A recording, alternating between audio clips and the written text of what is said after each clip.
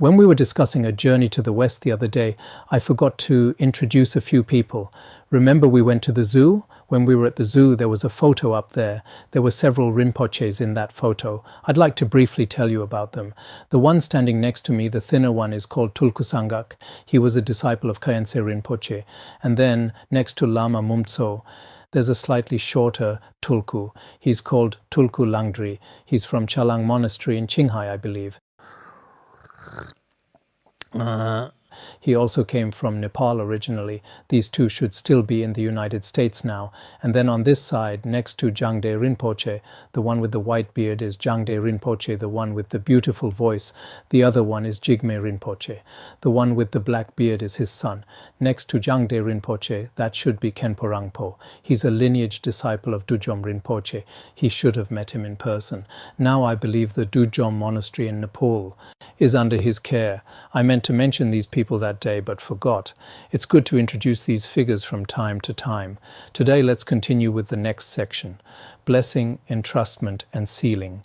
On the morning of July 16th, His Holiness explained placing Buddhahood within reach from its beginning until the completion stage, and then gave the oral transmission for the Great Perfection section. During his teaching, when talking about the entrustment and sealing of this practice manual, he made the following remarks. His Holiness also mentioned that day that in the West at that time, the Dharma wheel of the Manjushri Great Perfection was turned 5 times. The first one should have been in Hawaii. The second was here. The later part was the oral transmission. Regarding the entrustment in the earlier part, His Holiness conveyed this message. My hope is that through listening to a journey to the West, if I were just writing a novel or something like that, there'd be no need to share it with everyone. You could just read it yourself. But in this book, His Holiness actually shared many precious teachings. Even if you had been there in person, you might not have remembered so much. So even if you had actually bought a ticket and attended every session, you might not recall everything. So if you approach this with pure devotion, by revisiting His Holiness's teachings from 30 years ago, you can receive these precious instructions. Because many of you never had the chance to receive teachings directly from the Master, aside from us, I wonder if even 30% of you here have met His Holiness. Probably not. So for the rest of you, what His Holiness was really like is hard to convey. Khenpo Tsultrim Lodro told me the other day that after reading this book, some people said they now understand what teachings His Holiness had given. Indeed, His Holiness taught in great detail in those sessions. Actually, His Holiness worked quite hard at the time because they had to fill 2 full hours, but this turned out to be beneficial. Looking back, His Holiness taught very thoroughly each time. I have finished the instruction of the virtue in the beginning that belongs to the common vehicles, and the instruction of the virtue in the middle that is common to both Sutrayana and Tantrayana is also complete. Now I will continue with the instruction of the virtue in the end that is uncommon and specific only to the Dzogchen path. This has 3 parts: the preliminary practice, the actual practice, and the concluding practice. The instructions for the preliminaries mainly focus on the skillful methods to destroy the delusions of the 3 doors so that body, speech, and mind are completely purified. As we discussed earlier, the preliminary for the body is the Vajra posture, the preliminary for speech is the hung syllable practice, and the preliminary for the mind is observing the arising, abiding, and ceasing of thoughts, among other practices. The instructions for the actual practice are the teachings on Trekchö, which reveals the view of original purity, so that you can directly and unmistakably perceive the genuine nature of the mind. The instructions for the concluding part are the teachings on Tögal that bring the realization of spontaneous presence, so that the practitioner can effortlessly witness the natural unobstructed power of kayas and wisdoms. Each of these actually contains profound meaning. What is the best way of practicing these upadeshas? First, your actual practice must be guided and instructed by a qualified teacher in person, which is the transmission of direct experience with the Master. Do you know what this means? The transmission of direct experience means having personally met the teacher and witnessed the entire process of their oral transmission. For the transmission of direct experience, if we have personally witnessed it, if we've met His Holiness in person, then His Holiness had the direct transmission from Tögal Rinpoche, and Tögal Rinpoche had it from Khenpo Sodargye, Mifam Rinpoche, and so on, layer by layer of direct transmission. The transmission of direct experience is different from merely receiving an audio transmission, so the best way is to practice through in-person guidance based on direct transmission. That comes first. Second, you must have gained a certain level of personal experience on the previous stage of the instructions before you can continue with the next stage. Starting from the precious human rebirth, you must build experience on the earlier stages before advancing to later practices. After I've left, you may ask the present Tibetan Lamas for the guidance on your actual practice and meditative experience. Guidance on actual practice means instruction on how to practice correctly. Guidance on meditative experience addresses the various experiences that arise. When you have a teacher to guide you through these experiences, that's called guidance on meditative experience. They will provide you with detailed instructions. Even if you fail to find any qualified teachers, if you are able to perfectly practice those preliminaries, making them solid and stable, the rest of the teachings can be actualized with no difficulty at all. They will naturally arise in your mind stream.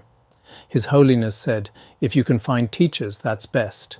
If you don't encounter them, it's best to receive the transmission for the earlier parts and practice them yourself. The later parts will come to you naturally. I can also perform blessing. Is there a blessing part? There should be. Blessing, entrustment, and sealing. I am now blessing you, entrusting and sealing this teaching to all of you. His Holiness said you can study this great perfection teaching on your own, and His Holiness will also bestow His blessing in His own way. With my blessing, entrustment, and sealing, I not only wish each of you the ability to actualize this teaching in your mind stream. This entrustment is very important. This kind of practice, we often, when transmitting tantric teachings, if there's an entrustment and sealing, it's probably better. Whether it's the protection from Dharma protectors or the blessing one receives, these can arise in your mind stream, including the realization of His Holiness, and in the presence of the three roots and Dharma protectors as my witness. I entrust this enlightened activity to you. His Holiness said at that time with the three roots and Dharma protectors as witness. This is indeed why later on, when we teach the tantric teachings of His Holiness and Mifam Rinpoche, including those of Longchenpa, everything goes very smoothly, and with the seal of entrustment that this precious Upadesha will flourish when the time is right. This is entrustment and sealing. His Holiness was able to entrust this to everyone at that time. So sometimes, whether the tantric teachings flourish or decline, at such times this kind of entrustment is still needed. Back then, when Nan Huaijin was teaching finding comfort and ease in meditation in Taiwan and printing the Dharma text, he initially received some criticism. Later he said, I couldn't bear to see this teaching die out here. That's why I had to transmit it. And thus, this realization will naturally arise in your mind stream. If I give you a detailed explanation on the rest of the teachings at this time, I don't think it would be of great benefit. It is like a house that has a flight of 18 steps at its entrance. You cannot directly fly to the 18th step without walking up the first one, the second one, and so on. In the same way, if you do not practice and personally experience all the previous stages of the instructions, you will never understand the final Upadesha even if I teach you day after day and month after month. So at that time, His Holiness indeed, because Chetsun Yingtik contains many teachings and the Manjushri Great Perfection as well, although he taught these, some people who came later still attained certain levels of realization through practice. Do not be frustrated because you feel the actual practice is difficult to understand. Just exert yourself in the practice of the four thoughts of renouncing samsara, taking refuge, generating bodhicitta, and guru yoga. When you truly actualize all these preliminary teachings in your mind, I can guarantee that you will gain genuine personal realization, even if you just read Placing Buddhahood Within Reach by yourself.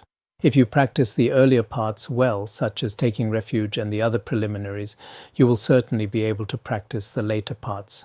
In order to carry on the transmission of the practice manual, Placing Buddhahood Within Reach, I'll read it in Tibetan and give you its entire oral transmission. Please listen carefully with your sincere devotion. At that time, His Holiness gave the oral transmission in Tibetan. Personally, I feel these remarks given by His Holiness are actually an indirect entrustment to all future fortunate beings. Although you may not have seen the supreme appearance of His Holiness in person, nor have heard the teachings and instructions directly from Him, as long as you finish the entire 500,000 preliminary practices conscientiously and hold pure faith in the teaching in your teacher. If you haven't completed the preliminaries or received empowerment, the tantric teachings are indeed different from other paths and somewhat difficult. But if you have these foundations, it will not be too hard for you to understand the Dzogchen teaching by relying on this text. You will eventually realize the true reality of the great perfection. This is not difficult. Now let's move on to the next section. The teaching that brought me closest to Manjushri. This account comes from someone who attended His Holiness's teachings in person, a man named Lama Jaime. He's still often referred to as Lama Jaime. He's American. He often gives teachings to many people. When we interviewed him a few years ago, he said this: in Napa Valley, His Holiness gave us, it was 1987, which means 6 years prior, a terma he had just revealed at Mount Wutai, the empowerment and practice of peaceful Manjushri. That's what he said. There was also the teaching on Chetsun Nyingtig. These two teachings were given quite extensively. When His Holiness taught, he was very relaxed, natural, and unadorned.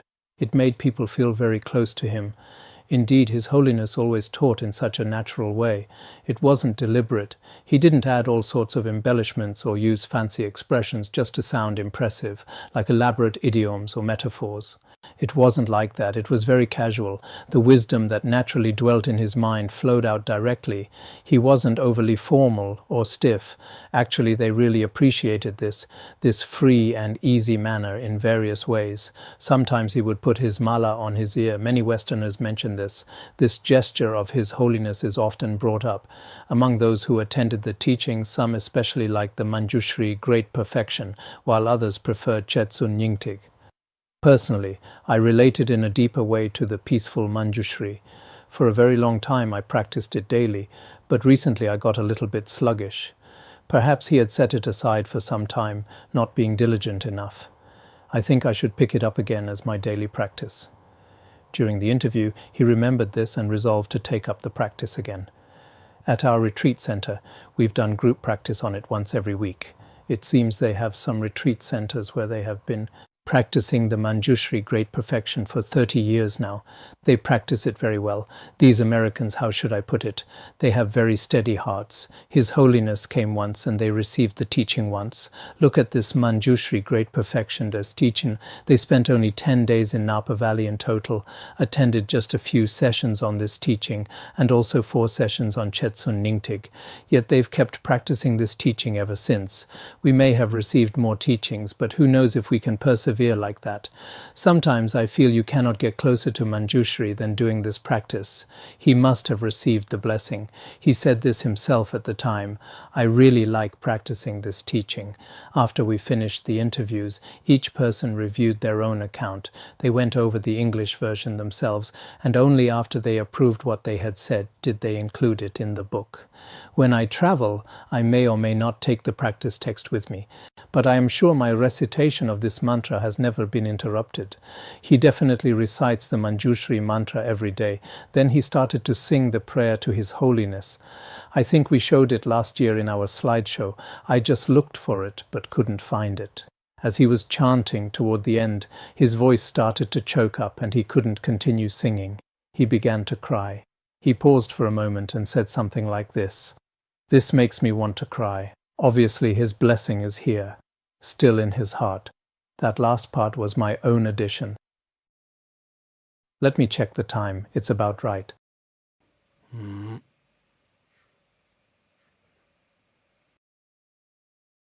The next section is flying on a private jet.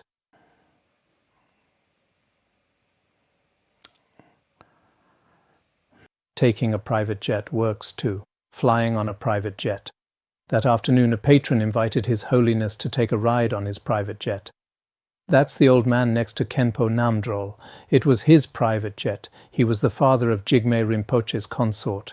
Though I heard they later separated. His consort is the one taking photos over here. You can see her in the second photo, the one wearing the floral dress. Her father is that man I just mentioned. It was his private jet. His Holiness agreed to take an airplane tour. When we arrived at the airport, we found that there were many private jets parked there. In America, there are many people who own private jets. But for us, not to mention a private jet, even owning a car was unimaginable at that time. Think about it. In the 1990s, for those of us here whose parents owned a car. Probably none, right? If anyone did, please raise your hand. In 1993, whose family had a car? There probably weren't any. Not just in Tibetan areas. Even in the cities it was difficult. Because of the limited seating on the jet, His Holiness Animedron, Lama Mumtso, the translator, and Jigme Rinpoche, they boarded the jet. We didn't get on. We waited at the airport. As the jet flew higher and higher, it became increasingly smaller in the sky, finally disappearing out of sight. That day the wind was very strong. I remember the wind was especially fierce. The gusts kept blowing our shawls back and forth. At that airport, the wind was so strong that we were a bit worried. The plane was quite small too. Could it be blown away by the wind? I was a bit worried, gazing up at the sky the whole time, staring in the direction the plane had gone. But unexpectedly, much later, the plane came from a different direction. We finally heard it. We'd been looking that way the whole time, but the plane came from over here, whoosh, and had already landed. Our anxious hearts finally landed along with the plane. His Holiness looked to be in very good spirits. He said the aerial tour was quite interesting. But where exactly did they go? What happened up there? We had no way of knowing, and we didn't dare ask. They probably couldn't have gone very far anyway. Most likely they just circled around in the sky. But His Holiness said it was quite interesting. We had no idea what made it so interesting. That remains a mystery. All right, that's all for today.